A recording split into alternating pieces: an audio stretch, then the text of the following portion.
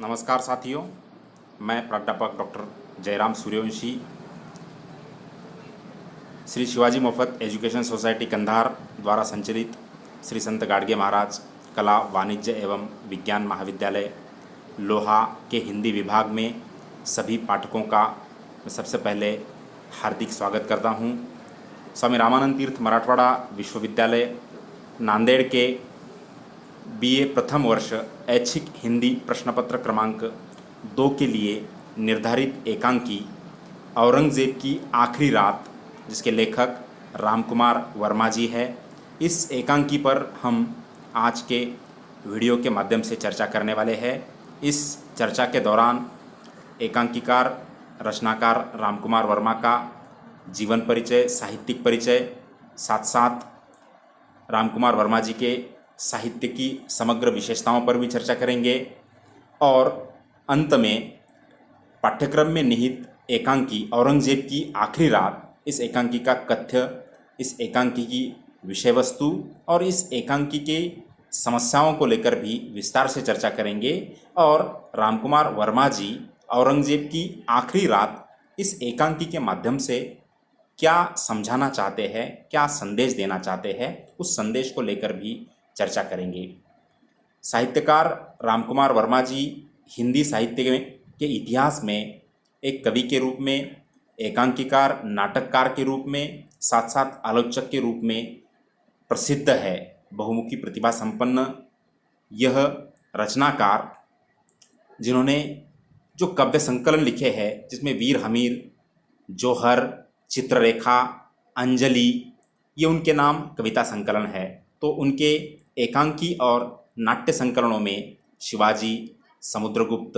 महाराणा प्रताप, नाना फडणवीस, पृथ्वीराज की आंखें, कुंती का परिताप, अशोक का शोक, यह उनके प्रमुख एकांकी और नाट्य संकलन है। इन नाट्य संकलनों के शीर्षकों को सुनने के बाद यह समझ में आता है कि रामकुमार वर्मा जी भारतीय इतिहास से पात्रों को लेते हैं, ऐतिहासिक व्यक्तित्व को लेते हैं और उन ऐतिहासिक व्यक्तित्वों के माध्यम से तत्कालीन और समसामयिक समस्याओं को पाठकों तक पहुंचाते हैं। इसलिए उनके लगभग रचनाओं के पात्र अगर देखा जाए तो अतीत के दिखाई देते हैं। पृथ्वीराज चौहान हो, नाना फडणवीस हो, महाराणा प्रताप हो, छत्रपति शिवाजी महाराज हो और साथ साथ महाभारत से लिया हुआ कुंती के जीवन को लेकर कुंती का परिताप, यह संकलन हो। तो ये तमाम बातें जो है साहित्यकार रामकुमार वर्मा के नाट्य साहित्य की एक विशेषता के रूप में इसकी ओर हम देख सकते हैं। साथ साथ आलोचक के रूप में भी रामकुमार वर्मा जी ने कई ग्रंथ लिखे हैं, जिसमें कबीर का रहस्यवाद और हिंदी साहित्य का आलोचनात्मक इतिहास, यह 2 ग्रंथ काफ़ी चर्चित है। और इन तमाम रचनाओं को लिखने वाले रामकुमार वर्मा के साहित्य की अगर समग्र विशेषताओं पर हल्का सा दृष्टिक्षेप डाला जाए तो पता चलता है कि उनकी रुचि भारतीय संस्कृति, भारतीय समाज और भारतीय जीवन दर्शन में रही है। 5000 वर्ष की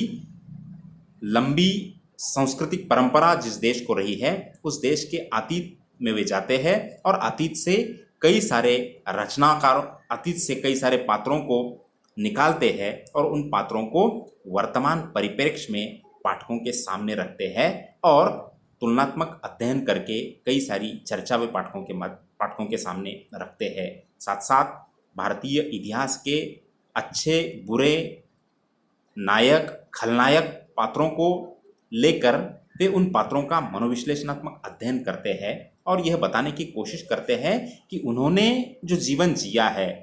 उन्होंने अपने जीवन में जो गतिविधियां की है, जो अच्छे बुरे कार्य किए हैं, उन कार्यों के पीछे का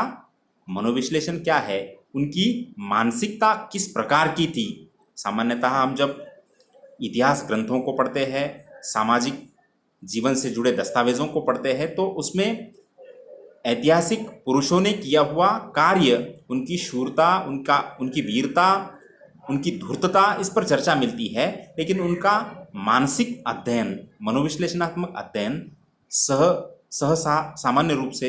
इतिहासकार नहीं करते हैं। लेकिन नाटककार, उपन्यासकार, कवि इन तमाम ऐतिहासिक पात्रों का मनोविश्लेषणात्मक अध्ययन करते हैं और मानसिक तौर पर यह पात्र किस स्थिति में थी अपने अपने काल में, इस विषय को लेकर भी चर्चा अपनी रचनाओं के माध्यम से करते हैं। प्रस्तुत एकांकी जो हम आज देखने वाले हैं, औरंगजेब की आखिरी रात, यह एकांकी भी उसी प्रकार की एकांकी है। भारतीय इतिहास में एक खल पुरुष के रूप में औरंगजेब की ओर देखा जाता है।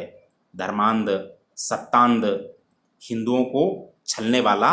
एक शासक, साथ साथ सत्ता के लिए कुछ भी करने की तैयारी रखने वाला यह शासक अपने पिता शाहजहां को कैद कर सकता है। बड़ा भाई जो मुगल सल्तनत का कानूनन वारिस था, उस दारा शिकोह को उसकी हत्या करके स्वयं मुगल सल्तनत पर बैठने वाला, अपने बेटे उनको भी प्रताड़ित करने वाला, उन पर भी अविश्वास रखने वाला, हिंदुओं पर जिजिया कर रखने वाला, और इसकी एक और कुटिलता, इसकी एक और का खासकर महाराष्ट्र प्रदेश में प्रचलित है। और हमारे लिए यह खलपुरुष इसलिए भी है क्योंकि यह मराठों का एक बहुत बड़ा दुश्मन तो था ही था, साथ साथ मराठी साम्राज्य के दूसरे छत्रपति संभाजी महाराज की बहुत क्रूरता से, निर्ममता से औरंगजेब ने हत्या करवाई थी। और ये तमाम बातें अगर देखी जाए तो औरंगजेब के जीवन दर्शन को दर्शाती है कि किस प्रकार से सत्ता के लिए कुछ भी करने वाला यह शासक था। लगभग 90 साल की लंबी उम्र यह व्यक्ति जिया है। इस 90 साल में जीवन के अंतिम 27 वर्ष यह दक्षिण भारत में रहा है। मराठों को प्रताड़ित करने के लिए, मराठों की सत्ता समाप्त करने के लिए लगभग 1681 में आया हुआ औरंगजेब 1707 तक मराठों से जूझता रहा, संघर्ष करता रहा, और इस दौरान उसकी यहीं पर हत्या हुई। औरंगजेब के जीवन और उसकी गतिविधियों को, उसकी कार्य पद्धति को लेकर महाराष्ट्र के लोगों को कई सारे इतिहास ग्रंथों में, कई सारे इतिहासकारों द्वारा लिखी हुई रचनाओं में चर्चा मिलती है।